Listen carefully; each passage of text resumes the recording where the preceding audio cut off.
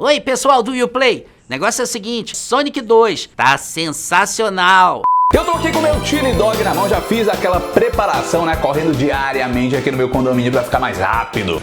Tudo isso pra embarcar em mais uma aventura do Ouriço Azul que eu tanto amo. Ele tá nos cinemas de novo, meu povo, e chegou pra ficar, viu? E a gente vai lembrar como ele chegou nesse patamar, passou por animações e outras coisas por aí, com a ajuda de um convidado muito especial que vocês já viram, que é o Manolo Rey, a voz oficial do Sonic no Brasil. Achou que só ia ter Chili Dog? Não, tem muito mais. Fiquei até arrepiado.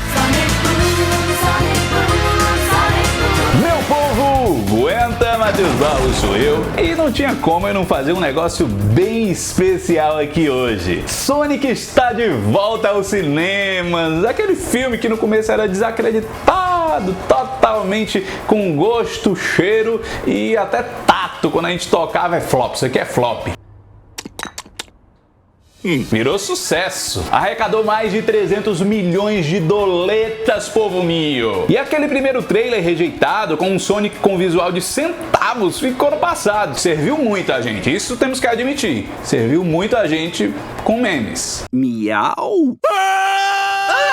O segundo filme vem lotado de expectativas, já que depois dele estão nos prometendo o real início de um universo compartilhado com séries e filmes. A primeira série a gente já sabe, vai ser do Knuckles, e um terceiro filme tá previsto aí, sei lá, 2024, 25 talvez, mas acho que 24. O nosso convidado de hoje, né, como eu já mostrei ali no início, já tá até acostumado com esse tipo de coisa. Sabe por quê? Manolo Rey acabou de participar de uma experiência ímpar dentro do maior universo cinematográfico da história do cinema, o UCM, Universo Marvel, povo. A quem não tá se tocando, o Manolo é a voz do Tobey Maguire do Brasil. Por isso que ele foi uma das pessoas mais celebradas ultimamente quando o assunto era Marvel, né? Oi, não tem problema, né? Eu passei aqui por esse... Ih, fechou. Até falei sobre isso, ó, no link que tá aqui em cima, quando eu conversei aqui no canal com o dublador do Tom Holland, na verdade, né? Agora a gente tá com o dublador do Tobey Maguire, falta só o do Andrew Garfield. Quem não viu o link, assiste aí. Então assim, com esse Homem-Aranha voltando, acho que o cara já tá até na vibe de misturar as histórias, não é não? Tipo, universos, tá lá, tá no terreno dele. Ah, eu acho muito legal e uma responsabilidade muito grande, porque você tem que ser fiel a várias coisas, né? As histórias, principalmente, você não pode... Ah, vou mudar isso daqui, eu não gosto... Não, você tem que respeitar o que as pessoas conhecem na dublagem. Eu tô falando assim, na dublagem, né? Porque os filmes estão bem assim, eles trouxeram o Sonic pro mundo dos humanos, mas tem a história dele, tem os personagens, tem os inimigos dele, tem os confrontos no mundo dos humanos. Revitalizaram a história, né? E assim, a gente não pode... se descuidar, deixar de pesquisar, deixar de respeitar o que já existe, né? Seja em termos de voz, seja em termos de história também, né? E isso de abrir, expandir a história do Sonic, eu acho fantástico isso. Tô ansioso pros próximos também. Não foi tão ruim. Eu sei que a gente fala assim, mas vamos lembrar que o Sonic não é pouca coisa não, né? É um ícone pop, inclusive adorado pelo rei do pop, Michael Jackson. O cara amava o Sonic, fazia música pro Sonic, então não é uma coisinha pouquinha. Demorou bastante pra ele chegar, foi em Hollywood.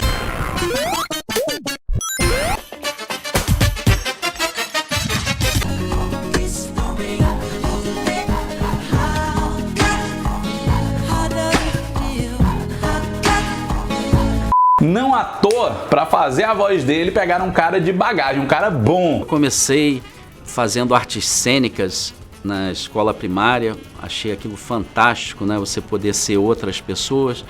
Aí fui passando por etapas, fui parar no tablado, estudando para ser ator, e fui fazer participações em novelas, em minisséries, achando aquilo o máximo, porque na época você ser ator era trabalhar em televisão. Até que eu vi um programa de televisão, Plantão da Madrugada, com o Goulart de Andrade, que falava sobre dublagem em São Paulo. E eu fiquei apaixonado, eu falei, eu quero fazer isso, é a minha vida, eu quero aquilo. Corri atrás, aí descobri Herbert Richards, Delarte, Telecine, e fui ligando, quero fazer, como é que eu faço? Ah, você tem que ter o registro. E quando eu tirei o registro, liguei para Herbert, tá bom, vem aqui sábado que você vai entrar na escolinha.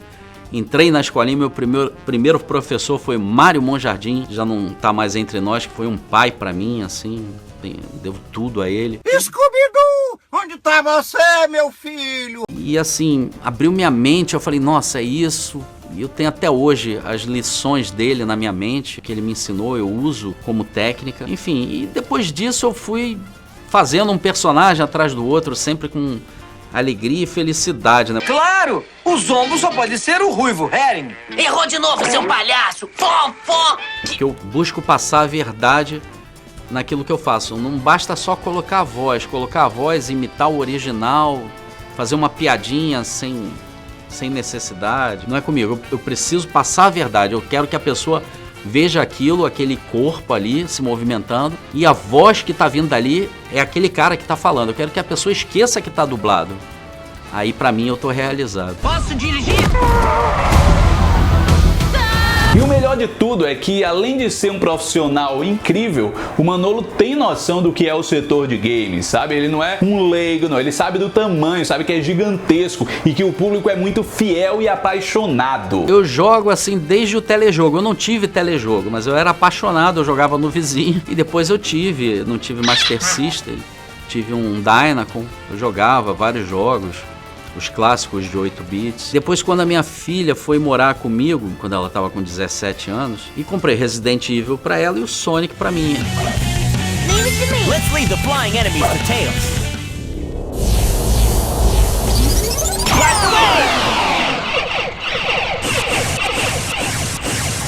O jogo eu sempre joguei. Não joguei todos, mas joguei vários jogos. E curto muito, os próprios desenhos eu assisto. Imbatível! E o que o Manolo acabou de dizer aí explica muita coisa, viu, meu povo? Porque o cara que se inspira em Mário Monjardim pra ser um profissional não podia ser algo ruim, né? Não podia sair nada menos do que sensacional um cara desse. Pra quem não sabe, meu povo, eu considero o Monjardim, junto com o Orlando Drummond, os caras que reinventaram e tornaram a dublagem brasileira o que ela é hoje. Eles tinham muito a manha, desde antigamente, de inventar bordões, vozes, dar mais vida pra aqueles personagens do que eles realmente tinham na versão original. Monjardim com frangolino, com pernalonga, salsicha. Olha! O que tá fazendo aqui? O que, rapaz? Não ficou perfeito, mas vocês entenderam, né? É melhor você tomar conta direitinho de nós. O Manolo também tem um pouco essa vibe, né? E eu acho que isso acabou sendo passado pra dublagem do Sonic. E até porque não dá pra gente comparar, meu povo, como o Sonic começou a ser dublado um tempo atrás e como ele já está agora. Houve um amadurecimento nesse caminho aí. O primeiro desenho que eu fiz do Sonic, eu não vou lembrar o título agora, tinha uma pegada um pouquinho mais brincalhona, tanto que ele trocava o nome do Robotnik, falava Buchotnik, não sei o quê. Então era mais brincalhão, um pouquinho mais infantil, um pouquinho mais leve e tal. Você perdeu, cara de sapo! Sim, esse primeiro desenho que ele falou é de 1993, 1994, e o Sonic era bem cartunesco mesmo. Não sei quem aí acompanhou, teve essa oportunidade, que era legal, foi divertido essa época. Então a gente foi nessa pegada, aí chegou outro que era mais ação, então fui trabalhando ao longo das séries do Sonic a voz. Para não ficar a mesma voz em todos, mas ficar um tom de acordo com o tom do desenho, né? Se é mais infantil, se é mais de ação, se é mais adulto, se é mais, sabe? Uma coisa mais assim. Meu povo, teve muita coisa ao longo dos anos. Imagina o dublador tendo que se desdobrar pra fazer isso tudo, né? Várias versões de Sonics. Não é um multiverso da loucura, mas acaba sendo, né? Porque são personagens iguais, só que diferentes. Nos filmes já foi uma outra pegada, uma produção pra família, um filme pra família. Então eu tenho que cuidar da voz, que é muito perigosa essa voz, pra não ficar caricata. Eu não posso deixar ela ficar caricata. Eu só suavizo um pouquinho, só boto ela aqui. Aí eu faço assim, sabe? Eu trabalho as inflexões com essa voz. É uma voz que tende a ficar caricato, né? Você fala assim, tá ficando caricato. Aí eu já refaço. Não quero caricato não. Vamos lá, vamos de novo. Tem que ser verdadeiro. Porque a pessoa que for ver o filme tem que acreditar que aquele ser de computação gráfica tá ali, que ele existe, entendeu? Porque além do filme, pô, vai ter brinquedo, vai ter um monte de coisa, todo mundo vai querer ter um Sonic. Eu tenho vários. Tenho um de pelúcia, tenho a caneca, tenho o chaveiro, tenho bonecos, eu tenho um monte de coisa do Sonic, então todo mundo vai querer ter também. É uma questão de vida ou morte, tem que usar o anel que eu te dei pra me salvar, tipo agora. Tem um dublador muito gente boa, por sinal, chamado Marco Ribeiro, que eu já conversei, entrevistei ele uma vez, e ele comentou algo que cabe muito pra isso aqui. Ele falou que quando ele fazia o Rafael de Tartarugas Ninja, né, ele já fazia no desenho e foi fazer no filme. Teve que pegar outro caminho. Pois é, Tartaruga Ninja, na verdade, foi até um marco, né, com relação à adaptação de falas, porque nós brincávamos muito no Tartaruga Ninja, nós colocávamos expressões brasileiras, né, nós adaptávamos as falas, tanto que o Cauabanga, que é uma gíria surfista, e em português virou Santa Tartaruga e tal, e realmente a dublagem foi se reinventando. Nós fizemos o filme depois, né, o elenco original fez o filme, a gente teve que adaptar a voz também ao filme, né? Porque o tipo do desenho era mais infantil. E aí quando foi pro filme era uma coisa mais heróica e tal. Nessa fiada. Eu prefiro a April. Eu só quero saber o que aconteceu com a April. Esse caso de Tartaruga Ninja eu acho que é bem emblemático, porque o Manolo também dublou Tartarugas Ninja, ele era o Leonardo. E as vozes que ele criou, que o pessoal criou naquela dublagem, tinham zero a ver com as vozes originais. Só que na minha opinião ficou muito melhor e acabou virando um clássico da dublagem brasileira. Então, Tartaruga Ninja foi um caso à parte. Eu tava começando, tava nervoso, me chamaram pra fazer um teste. Eu fui lá, fiz, ganhei o teste. Ó, você vai começar a dublar dia tal. Fui lá, aí apareci no estúdio, tava eu, Marco Ribeiro, Márcio Simões, Marcelo Meirelles e outros. Aí tinha Júlio César, Garcia Júnior. Aí eu cheguei e falei, eu não lembro da voz que eu fiz no teste. Aí o Mário Jorge, voz de tartaruga. Mas tartaruga não fala. Aí ficou até como uma piada, né? E eu lancei essa voz, não sei porque, eu acho que eu tava nervoso, eu confesso que eu tava muito nervoso. E eu lancei aquela... Mestre Splinter, a gente tem que pegar o destruidor. Que não tem nada a ver com o original, porque no original ele é um líder. I think they're starting to tire. Dessa vez ele foi longe demais. Se fosse nos tempos de hoje, ia ser uma coisa absurda. Nossa, esse cara é maluco, lançou uma voz ali que não tem nada a ver. E os outros também seguiram uma linha, assim, criaram... a partir do que estavam vendo. Agora é minha vez! Por que você não para com isso, seu dente de chifre? Olha só, ele acabou com a nossa televisão. Acabou que fez sucesso. Digo sempre que Tartaruga Ninja pra mim foi uma escola, que eu aprendi muita coisa ali, me soltei muito, e foi importante por isso, porque eu fiz a escolha errada da voz, ficou... bacana, foi aprovado, mas não era aquela voz, assim, se fosse hoje em dia eu não poderia fazer aquela voz. Então, como eu tava falando, o Sonic pra esse filme precisou evoluir de um filme pro outro, assim como a dublagem do Manolo foi evoluindo ao longo dos anos. E isso se aplica até pro personagem de uma maneira geral. No fim de 1992, auge da disputa do Super Nintendo com o Mega Drive, muitos games estavam sendo adaptados em desenhos. Só o Super Mario já tinha aí umas 3 temporadas, usando elementos até de Super Mario World.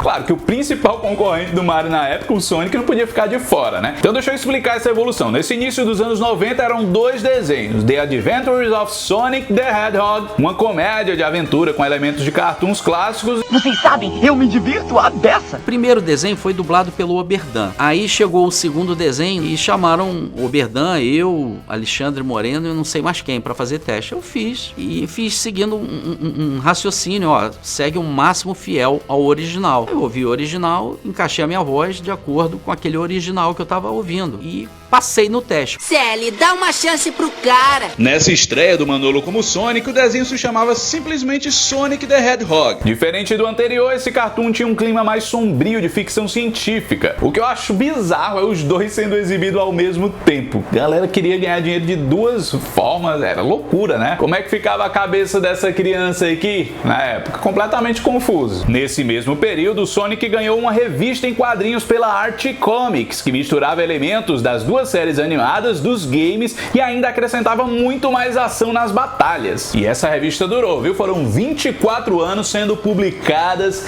sem pausa, meu povo. Era recorde até. Ainda nos anos 90, houve a primeira tentativa de levar o Sonic ao cinema, com um roteiro feito pelo mesmo autor dos quadrinhos, usando até os personagens de lá. Só pra quem não se liga, ó, além do Sonic, tem o Tails e o Knuckles, e também a Princesa Sally, a Bunny, mas esse projeto acabou sendo engavetado. Em 1999 surgiu Sonic Underground, outro cartoon de uma realidade alternativa onde o Sonic tinha uma irmã chamada Sônia e um irmão chamado Manic, e eles eram príncipes e princesas do reino, além de terem uma banda. Hora de comer! Oi? No Japão, além de vários mangás, o Sonic ganhou um longa em OVA no ano de 1996, focado em uma batalha contra o Metal Sonic. Esse eu assisti na época em VHS, acho que meu irmão que conseguiu, mais velho. Putz, que OVA massa! Pra mim foi o mais marcante assim do Sonic. Já em 2003, surgiu a série de anime Sonic X e o Manolo tava lá, sempre firme e forte. Quero ver apertar o botão depois que eu pegá-lo. Uma história original que até lembra os atuais filmes de cinema, viu? Onde o Sonic e toda a sua trupe vem parar no planeta Terra por causa da Esmeralda do Caos. De lá pra cá, o máximo que a gente teve foram séries de vídeos na internet pra divulgar o game do Sonic Unleashed e depois outra pra o Sonic Mania. Até que tudo isso culminou agora nesses filmes em live action que conseguiram agradar fãs antigos e a galera velha guarda e também a galera agora atual, os pivetes, galera um pouquinho mais jovem também. Foi um filme que pegou todo mundo, isso é bem legal. E o Manolo aqui no Brasil merece todo o respeito por isso, porque pelo menos pra mim, filme assim que a animação é muito presente, eu adoro ver dublado. Acho que são os melhores pra se ver assim. Agora eu tenho que correr mais rápido. Fui! E é isso, meu povo. O Chili Dog que eu já tinha mostrado no início é simplesmente cheiroso demais pra eu não falar, que é da Dog Zone. Dog Zone que sempre tá com a gente aqui quando a gente precisa. Tem hot dogs fantásticos aqui em Fortaleza. Esse aqui é o Chili Dog, né? Que é aquela espécie de molho mexicano clássico que leva pimenta. E aqui tem o chili dentro da salsicha. O Chili Dog é sim a comida preferida do Sonic. Já é dito isso há muito tempo. Quem é fã das antigas deve lembrar. Uma alongadinha, um lanchinho e vamos nessa! Então hoje, além de falar do Sonic, eu vou comer que nem o Sonic graças a essa galera. Dozinho, hein, o Chili? Meu povo, apoiem quem apoia a cultura pop. Vai lá no pessoal da Dog Zone, dá uma curtida, começa a seguir o Instagram deles. E se possível, pede o seu dog. Tem vários tipos lá. Tem esse Chili Dog, mas se você não gostar, se gostar de uma coisa mais clássica, também tem. Tem o Hot Tomato, por exemplo, que é a linguiça defumada, né? Que é a que sempre tem. Não é qualquer salsicha, não. É uma linguiça artesanal defumada em todos os dogs aqui do Dog Zone. Molho de tomate artesanal, bacon e mussarela. Fora esse hot australiano, que é a linguiça defumada, cebola caramelizada, molho cheddar e barbecue. Ai, meu Deus, eu vou ter que provar aquele outro ali, pelo amor de Deus. Vamos embora, foi mais um vídeo pra conta. Pego o meu Chili Dog e vou correr mais do que o Sonic. Vai ter mais vídeo aqui sobre o filme em si. Belezinha, meu povo? Não se esquece de estar sempre com a gente e espalhar pra galera. Fui!